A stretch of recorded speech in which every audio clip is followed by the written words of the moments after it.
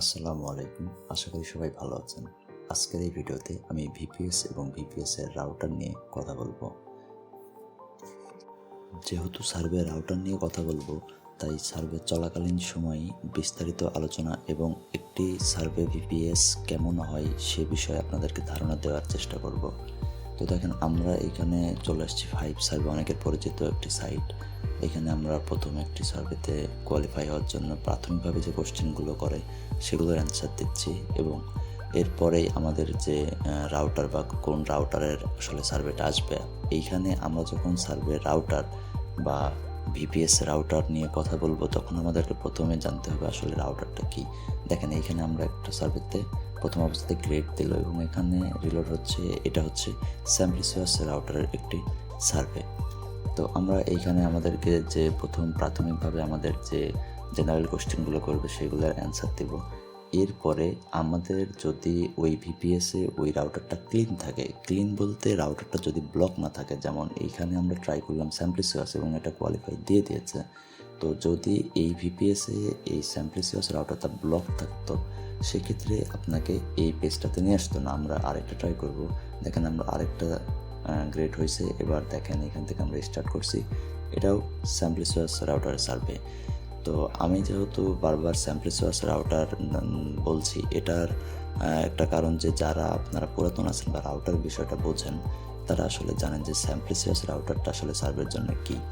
দেখেন, আমাদের এটাতেও আমাদেরকে কোয়ালিফাই দিয়ে দিয়েছে। যেহেতু কোয়ালিফাই দিয়েছে, আমরা পরবর্তী কোশ্চেনগুলোর অ্যান্সার করতে থাকবো, এবং এর ফাঁকে আমি আপনাদেরকে এই রাউটার এবং ভিপিএস বিষয়ে যে সমস্যাগুলো আছে এবং যে জিনিসগুলো আপনাদের জানা উচিত সেগুলো বিষয়ে ধারণা দেওয়ার চেষ্টা করব।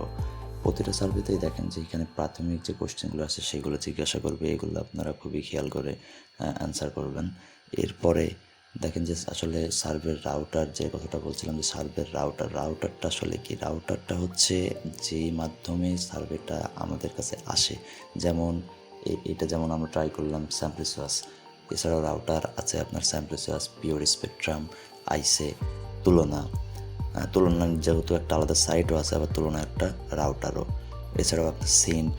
তবে বেশিরভাগ ক্ষেত্রেই একটা ভিপিএস দিয়ে এই যে সেন্ট, পিওর স্পেকট্রাম, স্যাম্পলিসিয়াস সবগুলো রাউটার যে হবে 100% হবে এরকমটা খুব কম হয়। অনেক সময় রেসিডেন্সিয়াল ফ্রেশ ভিপিএসের ক্ষেত্রে এইরকম পাওয়া যায়।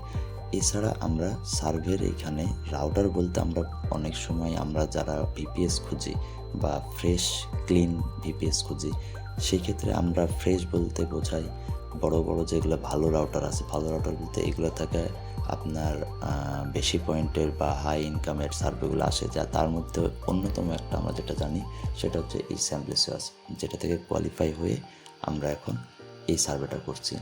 দেখেন, আমি যে একটা ভিপিএসের সার্ভে করছি, যার কারণে আমার এই স্ক্রিনের বাম কর্নারে দেখেন একটা সিরিয়াল নাম্বার দেওয়া আছে 162.142, এবং ওখানে লেখা আছে রিমোট ডেস্কটপ কানেকশন। বর্তমানে আমাদের অনেকেই দেখা যাচ্ছে রেসিডেন্সিয়াল ভিপিএস বলে আপনাদের আরডিপি সেল করছে অনেক কম দামে, এবং সেগুলো নিয়ে আপনারা এই যে রাউটারগুলো স্যাম্পলিসিয়াস, পিওর স্পেকট্রাম বা যেগুলো আদার্স রাউটার আছে, এই রাউটারগুলোতে কাজ হয় না।